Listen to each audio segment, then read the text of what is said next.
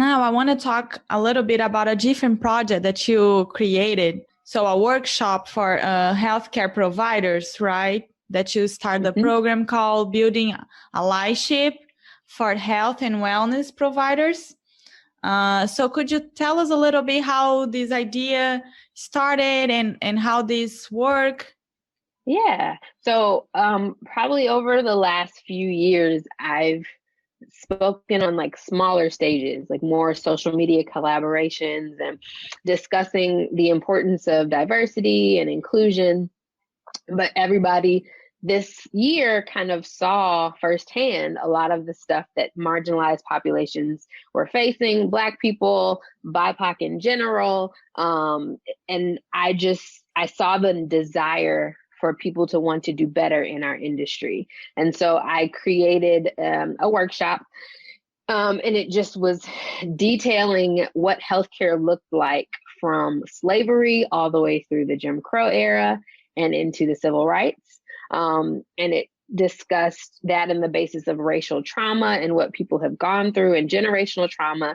And then we talked about like the stages or phases of being a better ally to those who are in marginalized populations. So that can be Black people, that could be brown people, that could be immigrants, that can be those in the LGBTQIA+ population, anyone who feels like they're excluded from the conversation. I think everyone has a job to be an ally. And so through that, I saw, not only do you need to learn how to be a better ally, you need to be in community with people who believe the same things as in terms of allyship. So I created a membership called Building Allyship. And it's really for healthcare movement providers. We have focus groups every month. We have reading lists every quarter. We have speakers come in and talk about different topics like implicit bias and microaggressions and really dealing with, what you believe, why you believe it, and then looking at history and then ways that you can incorporate allyship into your personal life, your professional life. And it's great because you can come into the community and bring in like a story or something that you're struggling with and get advice from different people. So it was really, I wanted people to understand community is important. And that's the only way that we're all going to be better. So it started in September and it's been really awesome these last few months. I'm going to open it up again in January. So I'm really excited. It was not planned, meaning like at the beginning of 2020, I didn't see this happening. But the universe spoke and there was a need. And so I'm just happy to be able to provide that for people. That's awesome. So how does it work? Like the subscription for like a couple months and then like every few months you open like spots? Yeah. So since this was the first time, since this was like the beginning, I opened it up for a week. And then after that, it's pretty much just been closed. And so we've really been working through kind of the differences, because what I also recognize is everyone starts this journey at a different position. Some people have been doing this work for anti-racism now.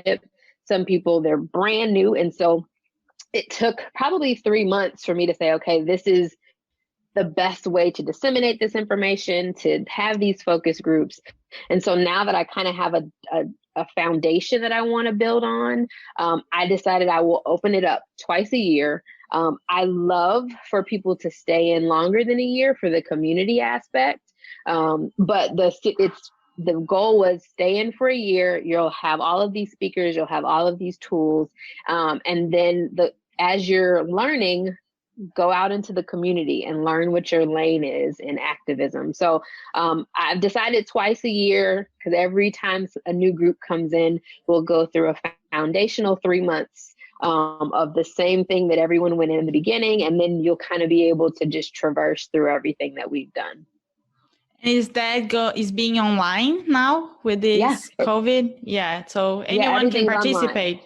We have people from the UK, East Coast, West Coast, anybody is welcome. That's cool. And how is the interaction? So I was just curious, like, how are the results? Like, what have you been noticing?